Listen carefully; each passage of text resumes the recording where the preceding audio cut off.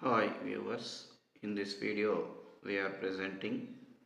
divisible profits for the purpose of JO aspirants. So, company getting profits from the business and the profits are transferred to shareholders. Normally,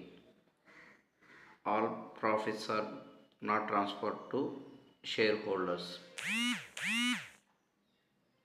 Why? Because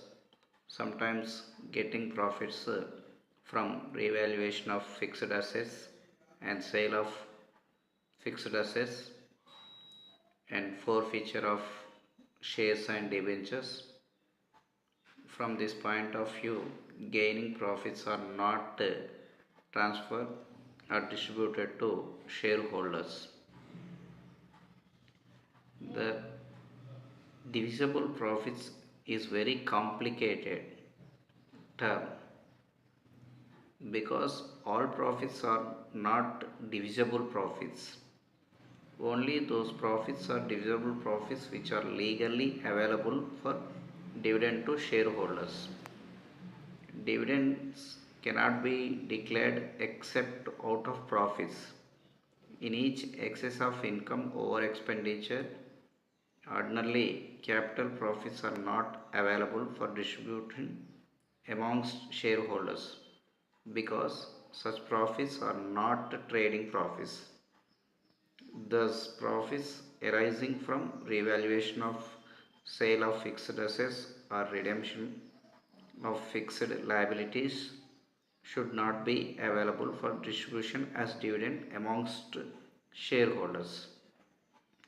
The principles of determination of the divisible profits are governed by Section 250 of the Companies Act, which is reproduced.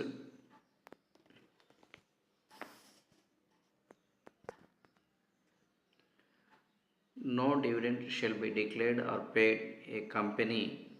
for any financial year except out of the profit of the company for that year arrived at after providing for depreciation in accordance with the provision of subsection 2 or out of the profits of the company for any previous financial year or years arrived at after providing for depreciation in accordance with those provisions and remaining undistributed or out of both or out of monies provided by the central government or state government for the payment of dividend in pursuance of a guarantee given by the government,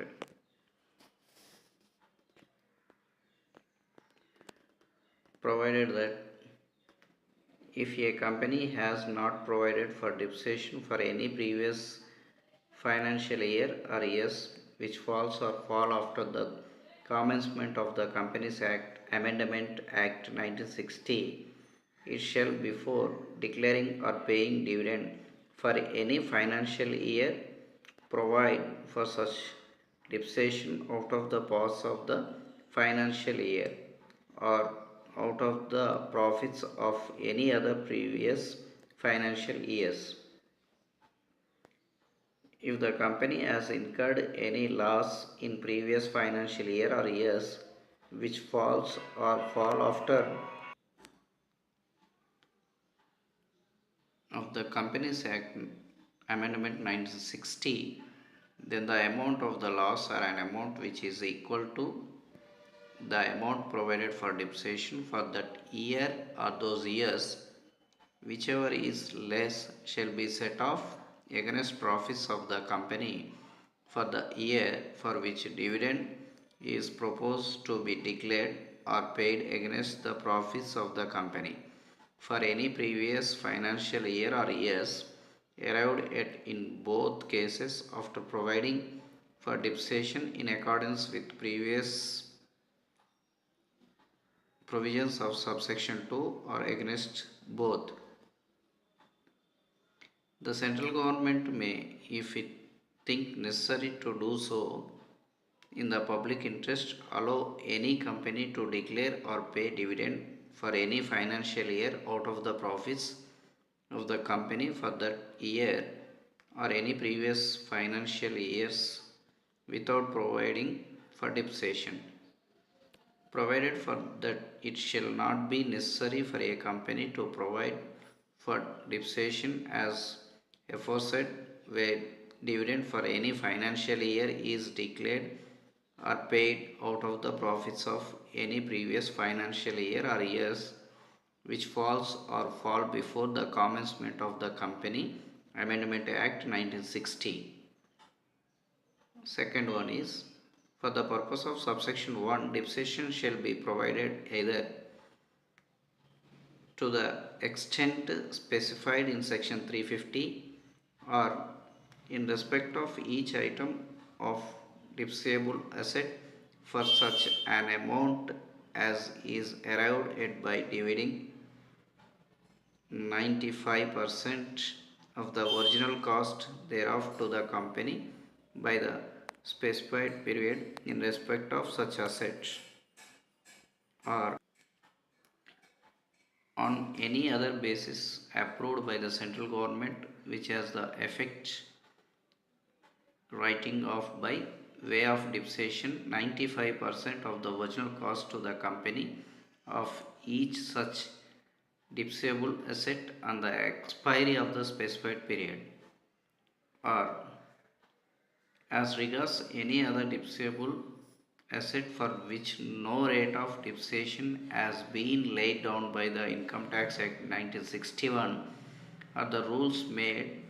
thereunder on such basis as may be approved by the central government by any general order published in the official gazette or any special order in any particular case, provided that where depreciation is provided for the manner laid down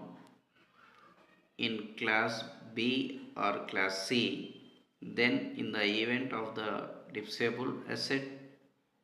being sold, discarded, demolished or destroyed, the written down value thereof at the end of the financial year in which the asset is sold, discard shall be written off in accordance with the provision to section 350. 2a.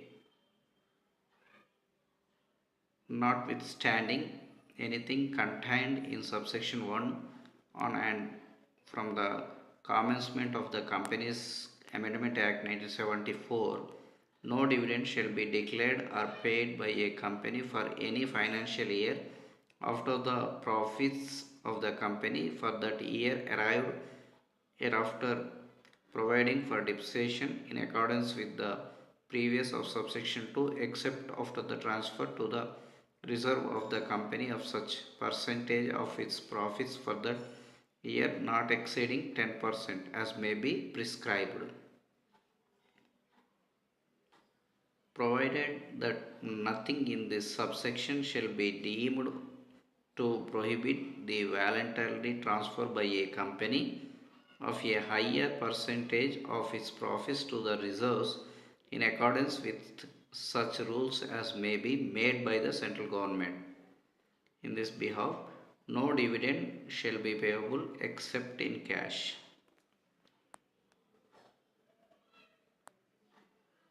Provided that nothing in this subsection shall be deemed to prohibit the capitalization profits or reserves of a company for the purpose of issuing fully paid up bonus shares or paying up any amount for the time unpaid on any shares held by the members of the company. Nothing in this section shall be deemed to affect in any manner the operation of section 208. For the purpose of this section, a specified period in respect of in any depreciable asset shall mean the number of years at the end of which at least 95% of the original cost of that asset to the company will have been provided for by way of depreciation, if depreciation were to be calculated in accordance with the provision of section 350. Any dividend payable in cash may be paid by check or warrant sent to through the post directed to the registered address of the shareholder entitled to the payment of the dividend, or in the case of joint shareholders, to the registered address of the one of the joint shareholder which first named on the register of members, or to such person and to such address as shareholders of the joint shareholders may in writing direct.